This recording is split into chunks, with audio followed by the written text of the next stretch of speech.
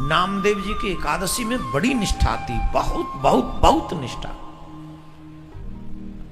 नामदेव जी तो इतना निष्ठा रखते थे एकादशी में कि न तो अन्न खाते हैं और न किसी को अन्न खिलाते हैं। एकादशी के दिन अन्न खिलाते भी नहीं है वो, किसी कोई आ जाओ किसी को नहीं खिलाते, बड़ी निष्ठा थी। एक बार ठाकुर जी ने सोचा नामदेव जी की एकादशी की निष्ठा की परीक्षा लेनी चाहिए, तो नामदेव जी की एकादशी की परीक्षा लेने लिए स्वयं भगवान बूढ़े ब्राह्मण बन के आए और झट उनके द्वार पे आके गिर पड़े। नामदेव जी भागे, क्या हुआ महाराज, क्या एकादशी का दिन, क्या हुआ महाराज, क्या हुआ, क्या हुआ महाराज, क्या हुआ? अरे कुछ नहीं भैया, कई दिन से भूखे हैं, कुछ खाने को नहीं मिला, अगर खाने को मिले तो प्राण बचे, कुछ खाने को दो। बोले महाराज अब तो आज तो एकादशी है, आज क्या खाओगे?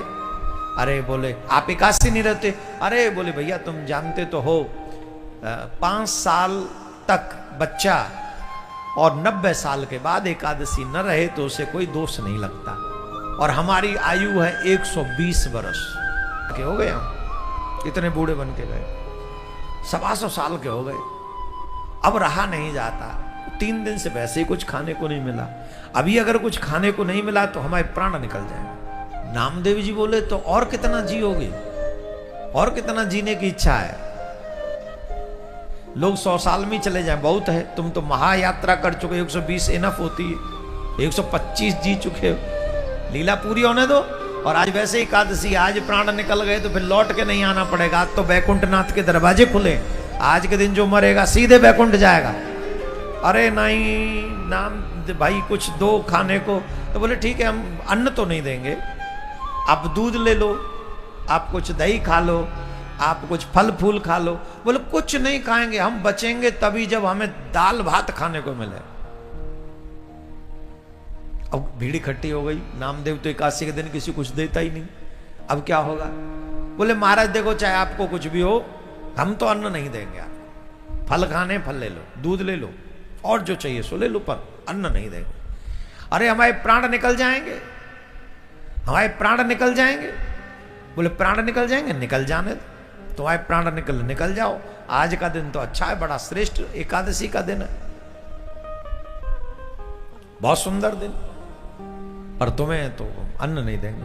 अब महाराज तो आए थे परीक्षा लेने को, धड़ाम से गिर पड़े, प्राण निकल गए, प्राण निकल गए महाराज ब्राह्मण देवता के हो। जैसे ही प्राण निकले गांव वाले इकट्ठे हो गए, अरे राम राम राम राम राम राम राम राम राम, इसको तो ब्रह्म हत्या लग गई एकादशी के दिन। देखो इस बूढ़े ब्राह्मण को, अरे दे देता भोजन, खाने कर लेता भोजन, क्या जाता? अरे बता बड़ा धर्मात्मा बन रहा। गांव वाले शुरू, दुनिया वाले तो ऐसे ही है ना, हर जगह पे खिंचाई करना प्रारंभ कर देते, कर दी शुरू। अरे राम राम राम राम, इसके द्वार पे ब्राह्मण मर गया, ब्राह्मण मर गया, ब्राह्मण मर गया, अब तो हमें से ब्रह्म दोष लग गया, अब कुएं से पानी नहीं भरेगा, हम तो जे अपने हुक्का पानी सब बंद तेरा। नामदेव जी बोले जो प्रभु की इच्छा।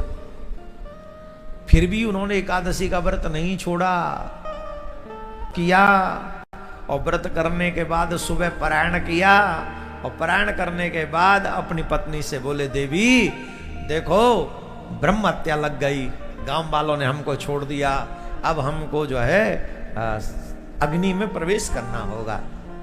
क्यों? क्योंकि ब्रह्म हत्या ये कोई साधारण दोष नहीं है, तो अब हम इस शरीर को रख के करेंगे क्या?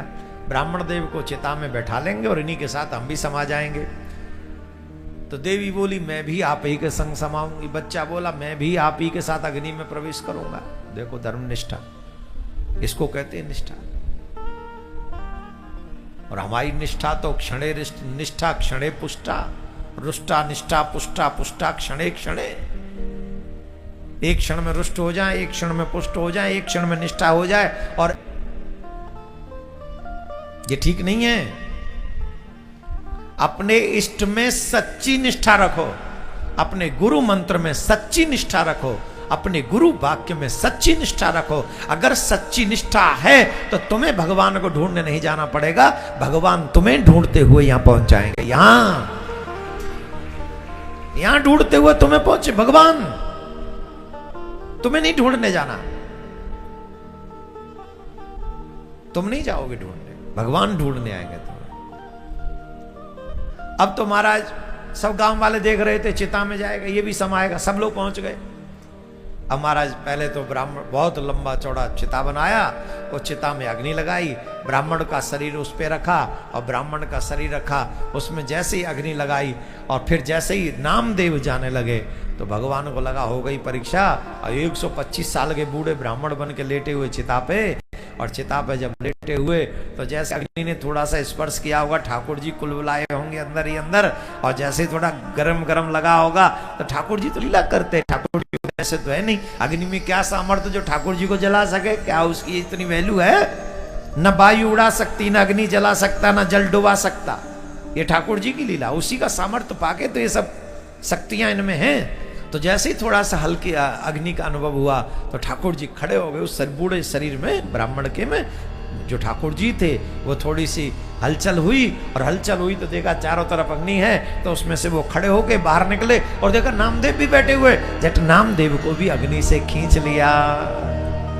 और ये दृश्य पूरा गांव देख रहा था, पूरे गांव ने देखा कि बूढ़ा ब्राह्मण अग्नि में से निकल आया, और बूढ़े ब्राह्मण ने नामदेव जी को अपने अंक लगा लिया, अंक भर लिया, हृदय से लगा लिया, और कहने लगे हम तुम्हारी एकादशी की निष्ठा की परीक्षा करने आए थे, आज बहुत प्रसन्न हो गए तुम्हारी ऐसी निष्ठा को देख। आज व्यक्ति धर्मात्मा नहीं है, धर्मात्मा होने का नाटक करता है, और नाटक करने से बात बनेगी नहीं, धर्मात्मा बनने से ही बात बनेगी, नाटक करने से नहीं।